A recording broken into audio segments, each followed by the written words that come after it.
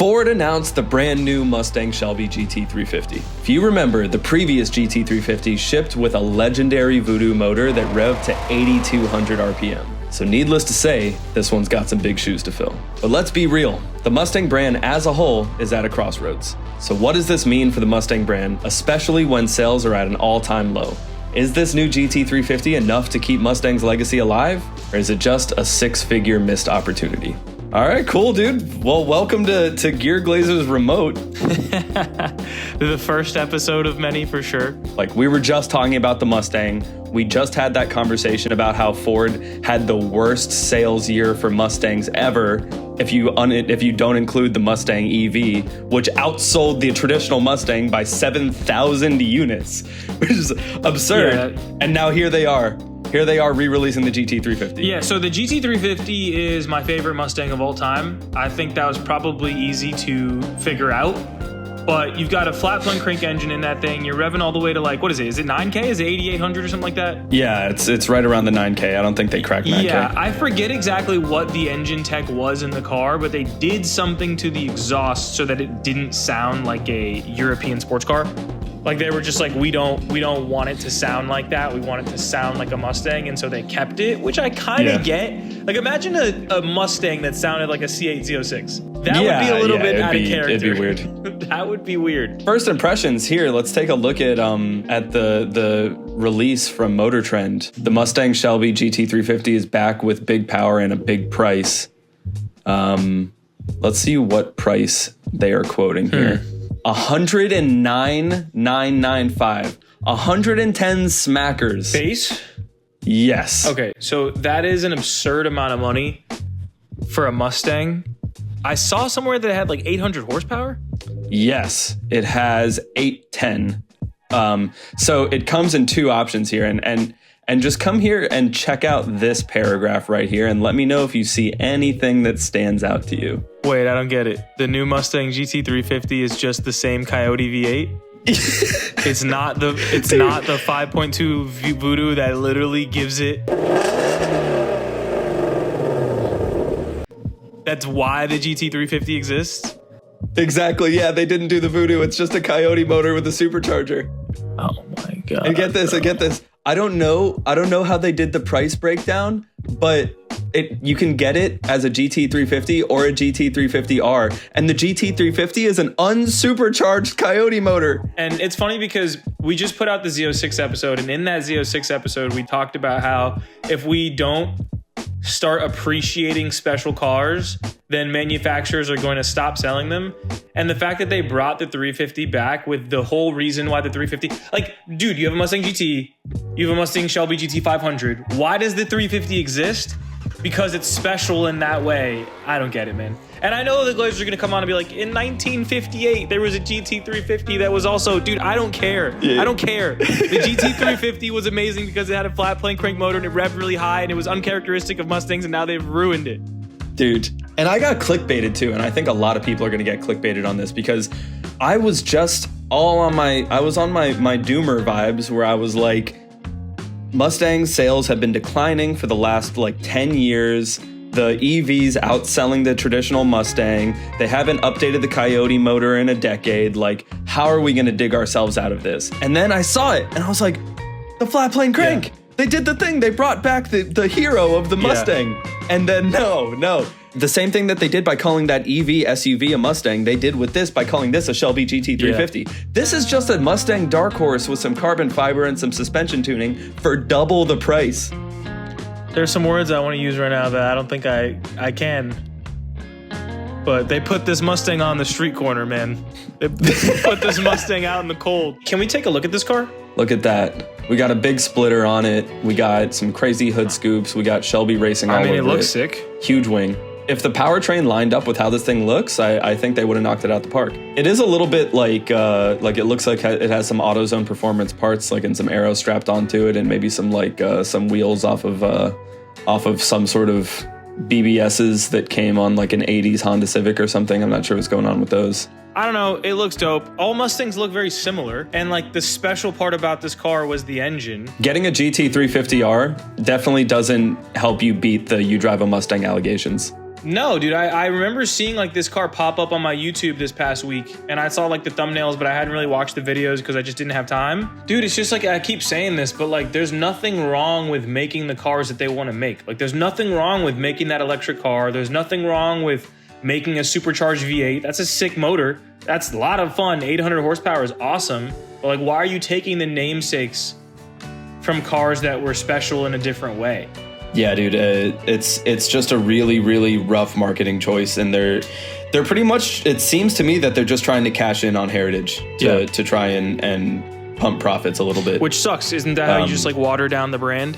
Literally. And I think it's been too many years of that, and that's why we're starting to see Mustang GT sales do what they're doing. Yeah, and you know, this conversation really is simplified by saying that you don't actually have a problem, and I don't want to put words in your mouth, but I don't actually have a problem with Mustang. It's the price. If the cars that they're putting out were 50 to 60% of the price that they are right now, you would be praising this as one of the last true driver's cars of this generation. You know, it doesn't need to be, because we have this like sort of like matured European styling brought to the Mustang, and there's been a focus on like trying to like shake off some of that like bad interior or loud or unreliable or any of the stuff that's typically associated with driving a Mustang daily.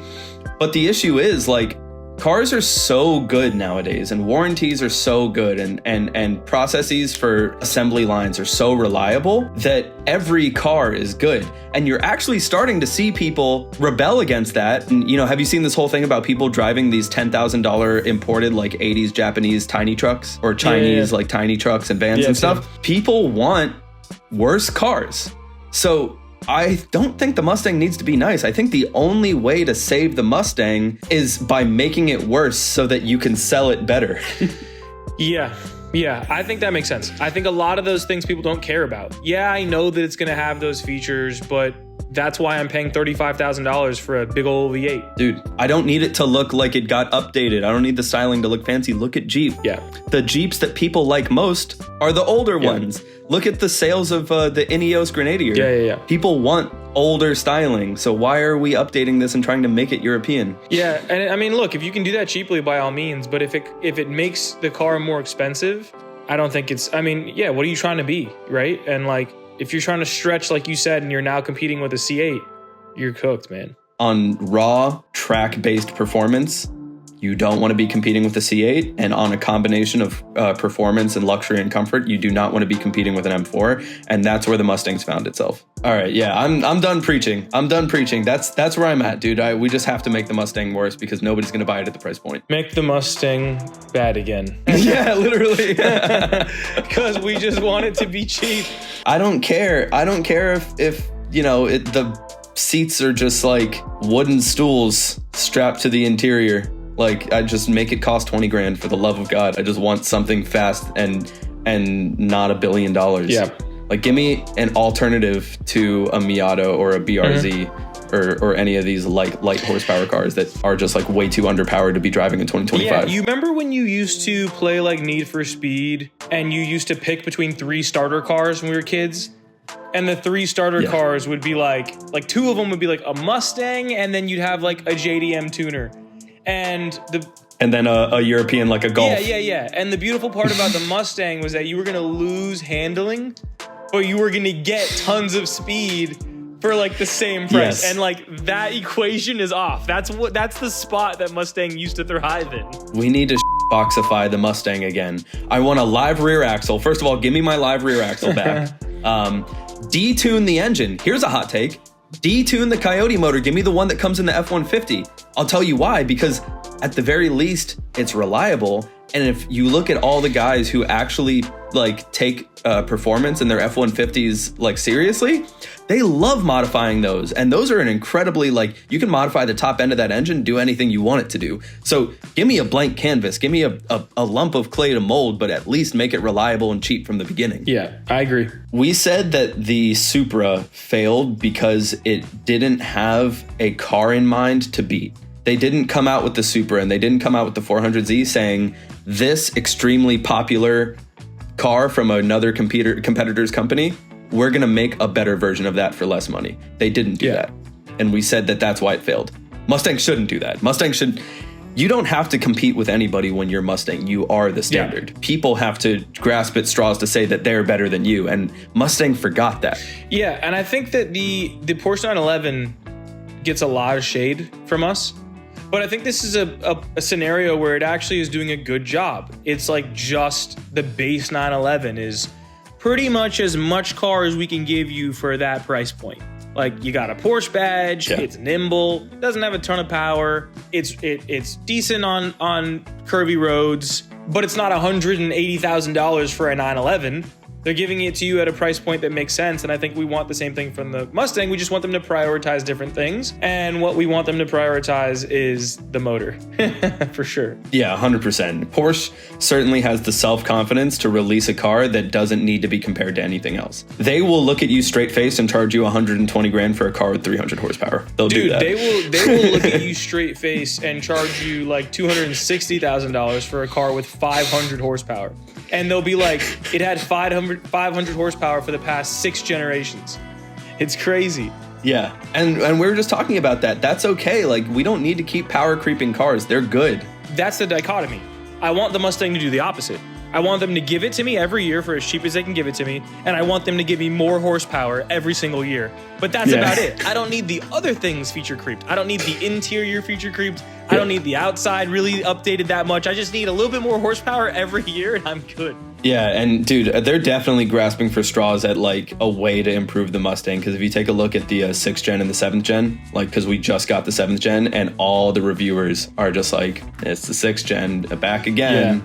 Yeah, it's tough, man. It's okay that you're not changing much. You're just updating the things that are the most core to your offering. And that's it. Yeah. And then you can have all your other crazy cars with all the bells and whistles that are competing on the world stage. You don't need that to be your base car. There's absolutely no reason for that. But instead of like the Porsche elitism where it's like, I don't need power because I'm better than you, it's like the opposite of that, like the raw American ignorant confidence that's like, I'm going to make this and it's the best thing. And if you think you're going to make something better for less money, I'm just going to tax yours. It's also been really hard for cars to do that, man. Like, no one was really competing with the Mustang in the previous generations. When you're talking about pure power for dollars, that's a Mustang equation for a long time. They got cooked on that. They left that behind. Like, if you look at what Apple does, like, literally they take the previous iPhone, like, and all the like assembly line that they had for building that's now obsolete, and they make money off of it by still making that phone and branding it as the SE. Let's get an SE Mustang. Yeah, that should be the base version of the car. iPhone is a great example. You're actually updating the things that we care about. Give me a little bit more RAM, give me a little bit better camera.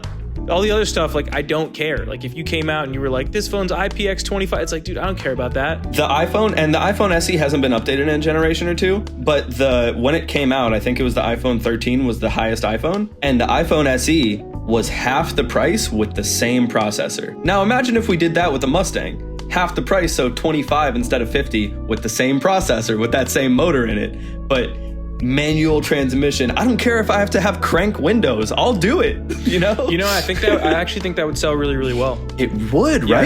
I think it really super would. bare bones Mustang with steely rims and hubcaps. Are you kidding me? Like a Mustang SE would sell really, really well. Because what would that come in? What would that price point be?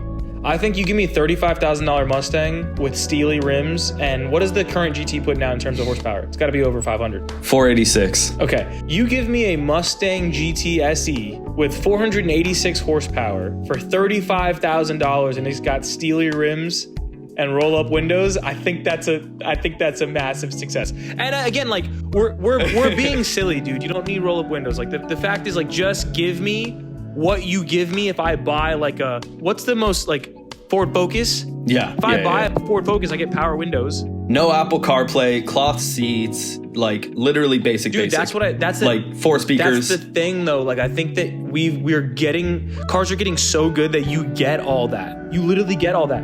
When's the last time you've been in a brand new Toyota Corolla? Dude, they're nice. They are nice. You get everything. You get everything. You get an infotainment system. You get speakers. You get the car kind of drives itself. Like, you get all of that at a Corolla price point. Just give me that car, a little bit worse because it's not Toyota, it's Ford, let's be honest. But give me that car with 486 horsepower and I'm happy. I'm on board with it, dude. I think we need to storm the Ford offices and we need to lay this out as a business Dude, plan. and then give me your GT Pro. Right, and yeah. The Pro Max. Give me the GT Pro. Give me the GT Pro Max. I'm fine. Then give me the Shelbys. Give me all that stuff, and that's hype. But give me like a layman's version of this car. That's what they're missing in their lineup right now, and that's why no one's talking about this car. That's why the love has gone away, because there's no low price point GT anymore. That's why people fell in love with this thing. Yeah, and the EcoBoost does not fill that role. No, dude, look at the Cobras of the previous generations. Like, look at the high-end Mustangs. People used to love those cars, but those weren't the cars that carried a generation. Those weren't the cars that made everyone go, oh, Mustangs. Like, it was the cheap cars that got people to fall in love. You can't move the brand on those high-end cars alone. This thing upset me. Honestly, it ruined my day seeing the GT350 come back with a Coyote motor. I just don't even get what they're trying to do anymore. But again, it's just a testament to the entire strategy from them right now, which is just like, take a car that people used to love, take the name, slap it on some other car that's completely unrelated, equals sell units. Like, it just doesn't make any sense. But it works, and that's the problem. That's why we have a best-selling Mustang EV. Yeah, it's true. All right, everybody, write letters to your congressman, call Ford, yell at your dealerships. Honestly, yell at your dealerships anyway, no matter what. Yeah, you should just be doing that once a month. And let's make the Mustang bad again. Make the Mustang bad again. We're gonna call it thanks for watching here. Yeah, thanks for watching.